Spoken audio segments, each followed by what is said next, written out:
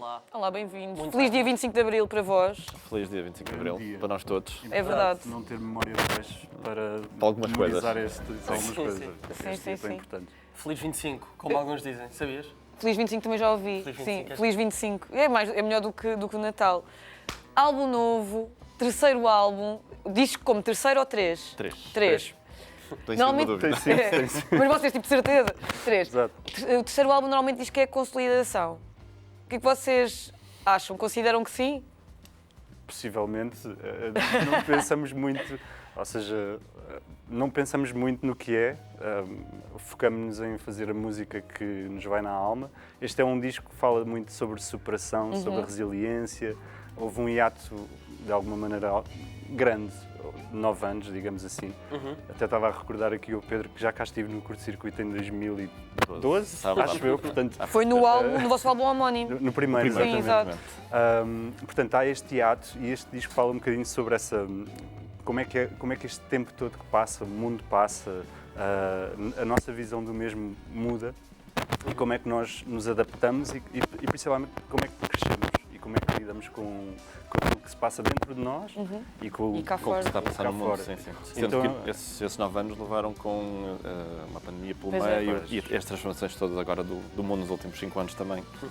muito difíceis. Vocês descrevem este álbum como um convite a imaginar mundos melhores e uma maior consciência coletiva. Eu gostava de saber o que é que vocês entendem por consciência coletiva e como é que este álbum pode ser um convite a imaginar esses mundos.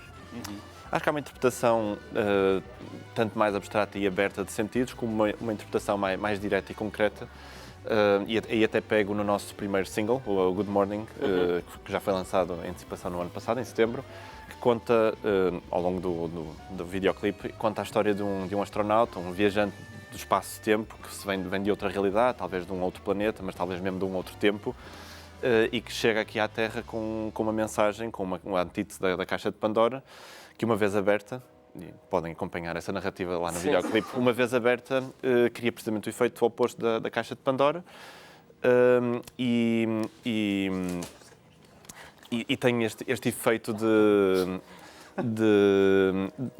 despertar precisamente uma consciência coletiva na humanidade. Portanto, o que se depois vê desenrolar na segunda metade do videoclipe, aliás, temos ali atrás, é precisamente toda a humanidade, todo o fenómeno humano a despertar para uma nova realidade, uma realidade mais consciente e coletivamente mais desperta para aquilo que seria uma vida bem vivida. Vocês foram à Islândia para gravar este videoclipe? É verdade, sim, senhor. Sim, foi uma aventura. Isso também representa bem o quão significa esta banda e o quão se une em prol de uma mensagem, de um objetivo.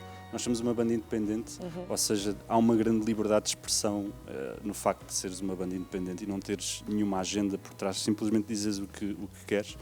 E nós achamos precisamente por essa mensagem de recuperar um bocadinho daquilo que é a natureza, a presença forte da natureza e num momento tão difícil para a humanidade, escolhemos ir um bocadinho ao core da vida. A Islândia tem desde o fogo, desde a lava, estava na iminência de um vulcão, aliás. Não nós tiveram quando- medo? nós tivemos medo por várias razões, porque não só porque estava Foi intenso. e na iminência de um vulcão entrar em erupção, como também se entrasse e nós estivéssemos lá, íamos ficar retidos e possivelmente podíamos ficar lá. Pensámos em trabalhar lá e tudo. Começarem a hotéis e viver tudo, lá, começar a sim, viver sim. lá. Mas pronto, isto para dizer, não só a viagem foi inacreditável, porque em 3 dias tivemos que fazer viagens inimagináveis, 10 horas a conduzir de um sítio para o outro, parece pequena a ilha, mas é muito grande. É muito grande. Tivemos no sítio onde foi gravado o Interstellar, aqui este plano, é exatamente Este o glaciar, sítio. Este é o mesmo glaciar.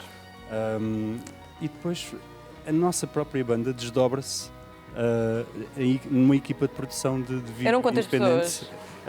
Nós éramos 5, era exatamente o que cabia num carro alugado. Exatamente. E são exatamente as mesmas pessoas, à exceção da Raquel Laranjo, que era a nossa Maquilhadora. estilista, maquilhadora. São exatamente as mesmas pessoas que depois estão na estrada connosco. O nosso ator principal, o astronauta, é o nosso baixista, o Filipe Louro. Exato. E a diretora de fotografia e operadora de câmara é a Ângela Bismarck, que nos faz o desenho de luz ao vivo. E o Miguel, que é o nosso guitarrista, para quem não conhece, era o realizador. Tentei. Aqui a lutar contra as intempéries e a dirigir aqui Sim, a que produção. acabou por estar nomeado para melhor videoclipe nos Prémios Play. Vocês, verdade, quando fazem este videoclipe, ambicionavam isso? Foi a pensar numa eventual nomeação? Foi uma consequência? Foi uma consequência. Aliás, há uma coisa muito importante, é que nós não fazemos nada pela ambição de prémios, nem de nada. Eu acho que se há uma coisa que pauta o nosso percurso é exatamente isso, é que nós fazemos aquilo que nos vai na alma, e neste caso, neste disco, é muito sobre uma mensagem que nós realmente queremos passar de essa tal resiliência pessoal que depois leva a uma maior capacidade de estar consciente coletivamente e de poderes te expressar com consciência.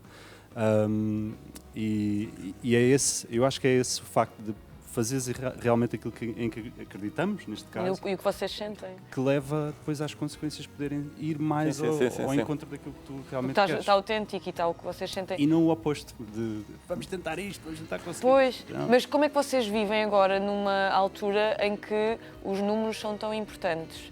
Eu não sei se isto não interessa, mas eu agora nas minhas entrevistas decidi que vou deixar de falar de números, ou seja, não vou dizer a tua música já tem não sei quantos números, Sim. porque acho que isso é um pouco anti-arte. O que é que vocês acham dessa pressão de vocês são artistas independentes, ok, não têm a pressão da editora a dizer que vocês têm de ter números, mas nunca sentem a pressão de fazer alguma coisa diferente para conseguirem atingi-los? Eu posso começar depois. Acho que é uma longa conversa. Mas é super interessante. Mas aquilo que eu tenho visto, eu também faço produção musical para outros artistas, ou seja, estou habituado a conviver, às vezes até com pressão de editoras. que é, nem as editoras, às vezes é os próprios artistas, pois. como é que eu chego às pessoas, como é que eu neste mundo, etc. Aquilo que eu vejo que é muito importante e muito impactante é tu seres autêntico ou autêntica e expressares-te, encontrares uma voz. Porque nós, quando vemos os artistas todos que têm sucesso, normalmente eles encontraram uma voz. Claro que é potenciada depois por uma máquina, ou muitas vezes até por uma indústria. Mas se tu não tiveres essa individualidade, tu não te distingues de ninguém nem de nada. E o mundo precisa disso, precisa de vozes autênticas, de formas de interpretar a arte, de uma visão realmente... não é individualista, não é nada disso, é Sim. autêntica. Autêntica, é exato. isso que eu quero dizer. E eu acho que nós sentimos, a determinada altura, que os streams começam a subir, as pessoas ficam curiosas. Precisamente por isso não há propriamente bandas, às vezes, a seguirem um rumo tão específico, que não cantam, não têm letras. Porque é que estas pessoas estão a fazer isto desta forma? E acho que somos um bocadinho a prova de que, numa escala pequenina, de que quando acreditas naquilo que realmente gostas, as pessoas vão procurar. Não sei se queres... E foram procurar no dia 16 de Abril, na Culturgest, como é que correu o concerto de apresentação? Sim, esse foi precisamente, aliás, até a vários níveis, esse foi mais um reforço disto que o Miguel estava a contar, porque nós preparámos um concerto particular, bastante especial, porque decidimos pegar nas narrativas cinematográficas, visuais, que sempre estiveram na nossa cabeça ao compor a música e que está implícita na experiência musical, na experiência sonora do álbum, quando uma pessoa ouve de ponta a ponta. Acho que é um comentário recorrente, as pessoas dizem sempre que há assim um imaginário muito visual, que quase que vem uma narrativa a acontecer, mesmo que ela não esteja lá explícita, porque, mais uma vez, não é um projeto provavelmente de letras, não é? E cada um pode ver a sua narrativa. Exatamente. E mesmo nos concertos que demos de pré-lançamento o ano passado, foi um comentário recorrente. Depois nós agora, para o concerto especial, ainda por cima Culturgest, uma sala cheia de recursos e possibilidades, decidimos preparar um concerto onde todo este potencial visual não estaria tão implícito, mas estaria mais explícito. Ou seja, decidimos preparar uma experiência sonora e visual particularmente imersiva, que se aproximava de certa forma de uma ideia de cine-concerto. Então tivemos uma equipa mais expandida, tivemos o Rui Major e o Gonçalo Verdasco a dar esta componente de vídeo e obviamente o nosso contributo, que tivemos ali a cozinhar muita proposta visual. E então trouxemos uma experiência muito diferente do que as pessoas estariam à espera. Tiramos partido também do sistema Dolby Atmos que a Culturgest tem, portanto de som all around. E o que foi interessante foi as pessoas não sabiam para o que iam. Ou seja, a maior parte das Foi pessoas foram surpreendente. só a um Ok. concerto, achavam elas, um concerto de uma banda que tropeçaram de uma forma ou de outra nela, ou já acompanhavam, e levaram com um concerto muito diferente do normal, com imensos interlúdios, vídeos projetados num holograma, tínhamos uma cenografia criada pelo Bruno José Silva, de uma espécie de uma máquina do tempo que ali encalhou, que parece que caiu, ninguém sabe muito bem, é assim, um imaginário de ficção científica com muito mistério e enigma, ou seja, não queremos também concretizar demasiado o que aquilo pode ser, para continuar a poder ser muitas coisas.